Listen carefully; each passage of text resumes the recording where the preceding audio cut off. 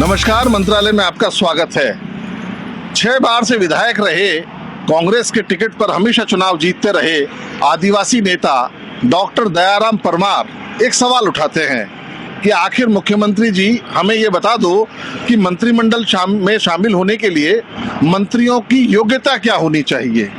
इस सवाल का जवाब मुख्यमंत्री जी के पास भी नहीं होगा।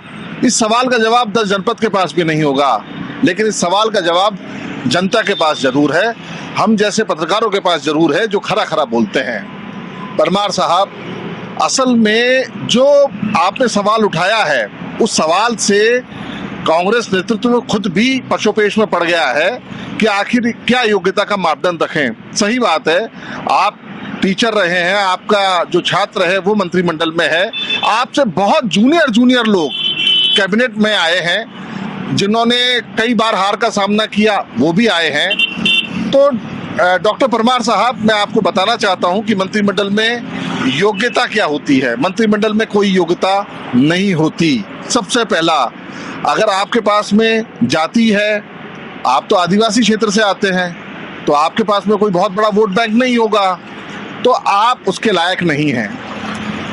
आपके पास में धन भी नहीं होगा, पैसा भी नहीं होगा। ऐसी चर्चाएं हैं कि बहुत सारे मंत्री जो नॉन परफॉर्मेंस वाले भी थे या जिनके ऊपर भ्रष्टाचार के आरोप लगे थे, उसके बावजूद भी उनको प्रमोट किया गया या उनको कंटिन्यू किया गया। तो ऐसा कहा जा रहा है कि उसमें पैसा भी बहुत चला। डॉक्टर साहब, आपके पास पैसा भी नहीं होगा। तीसरा, जो सबसे इम्पोर्टेंट होता है वो ये होता है कि आपने चीख करके, चूंकि आप गहलोत खेमे में थे, तो आपने चीख करके पायलट को गाली भी नहीं दी होगी। आप तो बहुत सौम्य स्वभाव के हैं, आप तो बहुत सरल स्वभाव के हैं। सरल और सौम्य स्वभाव अब अशोक गहलोत को भी नहीं चाहिए। ईमानदार व्यक्ति अब अशोक गहलोत को भी नहीं चाहिए। तो इसका मतलब क्या है? इसका मतलब ये है कि अगर आप चीख के गाली देते, आप पायलट मुर्दाबाद करते, आप तो कांग्रेस के छत्ते के नीचे खड़े रहे, आप तो 10 जनपद के इशारे को देखते रहे, आप तो कांग्रेस को मजबूत करते रहे। नहीं, यहाँ पर उनकी जरूरत नहीं है। यहाँ पर जरूरत है अशोक गहलोत को मजबूत करने की। वो भी आपने किया, लेकिन उसके भी अलग तरीके से आपको मजबूत करना चाहिए था। फाइनेंशियली अगर आप मजबूत करते, आप कैबिनेट में होते। अगर आप पायलट के खिलाफ बोलते, बहुत तेज बोलते, आप मजबूत होते। आपने तो जीत दिलवाई है। आपने सोचा कि उसका आपको परिणाम के रूप में आपको पुरस्कार मिलेगा। यहाँ पर पुरस्कार की अभी आप बात मत कीजिए। यहाँ पर पुरस्कार अभी नहीं मिल रहे हैं। यहाँ पर पुरस्कार केवल उन लोगों को मिल रहे हैं जिन लोगों ने पायलट का साथ दिया, उनको पुरस्कार मिला। जिन लोगों ने गहलोत का साथ दिया, उनको पुरस्कार मिल रहे हैं। आपने कांग्रेस का साथ दिया, इसलिए आपको पुरस्कार नहीं मिल रहा है। बड़ी बात है। देखिए, जब मंत्रिमंडल की बात आई थी, जब भी आई थी, तो ऐसा था असंतोष बहुत ज़्यादा धीरे धीरे करके निकल के आएगा।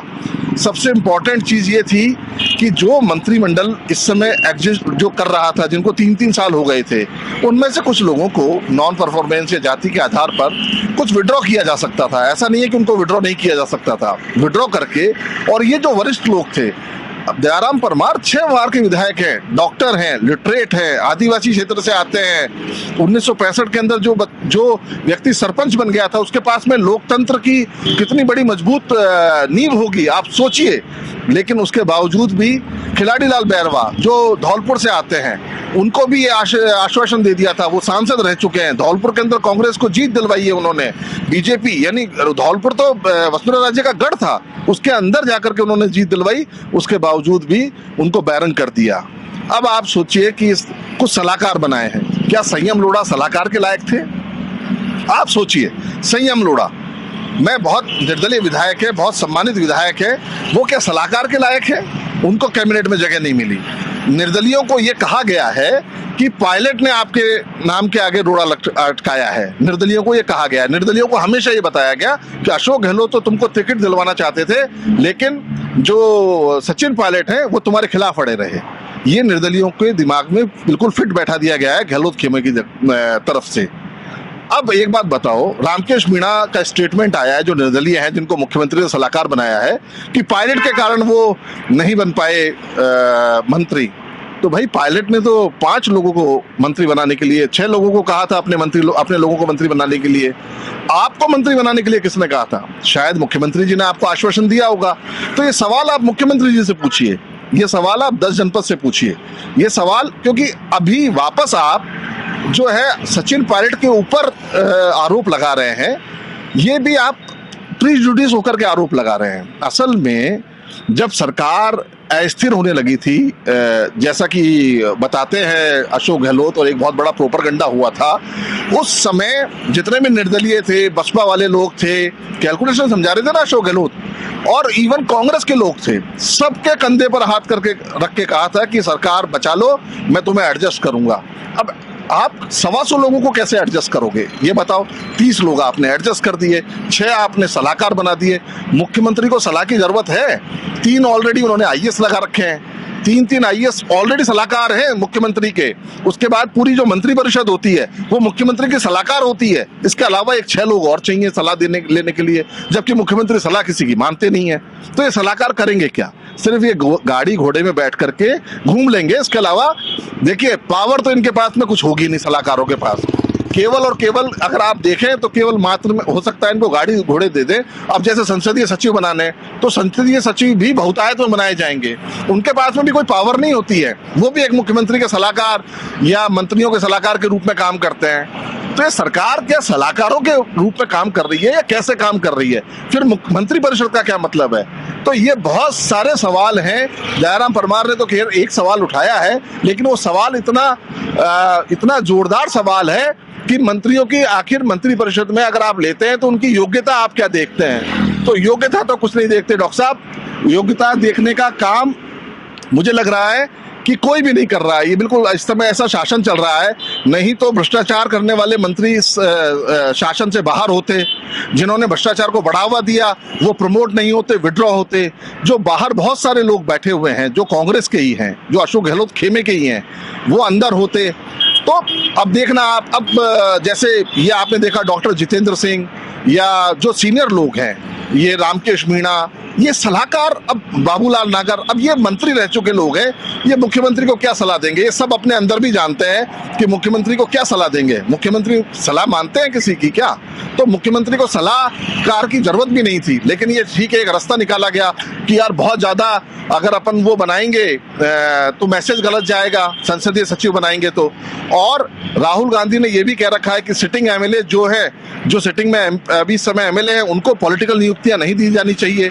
ये उनका फंडा भी क्लियर है कि पॉलिटिकल नियुक्तियां जो है केवल और केवल जो संगठन में काम कर रहे लोग हैं, जिन्होंने संगठन को टाइम दिया है और चुनाव नहीं लड़ा लेकिन संगठन को बैक एंड से जो सपोर्ट किया है, उनको मिलना चाहिए। या जो चुनाव हार गए हैं लेकिन बहुत कांग्रेस के सीनियर हैं, उनको मिलना चाहिए। तो इस तरीके की बातें ऑलरेडी ये डिसाइडेड है। अब आने वाले समय के अंदर सलाहकारों की क्या भूमिका होगी सब जानते हैं, संसदीय सचिवों की क्या भूमिका होगी क्या जानते हैं। ये सारे भार जनता के ऊपर आने हैं। मंत्रिपरिषद इनबैलेंस हो गई है, 16 जिलों से कोई भी मंत्री नहीं है, यानी आधा जो राजस्थान है उससे मंत्री ले लिए, आधे से बिल्कुल जीरो कर दिया। तो इतना क्षेत्रीय असंतुलन हुआ है इस मंत्रिमंडल में। और ये अगर आप देखेंगे तो कह रहे हैं कि हमने सोशल इंजीनियरिंग की है। यस, जो सचिन पायलट थे उन्होंने भी अपनी बात रख दी और मनवा ली, अशोक गहलोत थे उन्होंने भी चलो भाई अपनी चला ली। लेकिन इसमें अगर कुछ अहित हुआ है तो जो कांग्रेस के जो सीनियर लीडर हैं, जो बड़े लीडर हैं, जो उनका अहित हुआ है, जो संगठन के साथ में जुड़ के जिन्होंने काम किया उनका अहित हुआ है, और राजस्थान के वो 16 जिले जिन्होंने कांग्रेस को जिता करके भेजा था उनका अहित हुआ है। मंत्रालय में आज इतना ही, कल फिर मुलाकात करेंगे नए मुद्दे के साथ। दीजिए इजाजत, नमस्कार।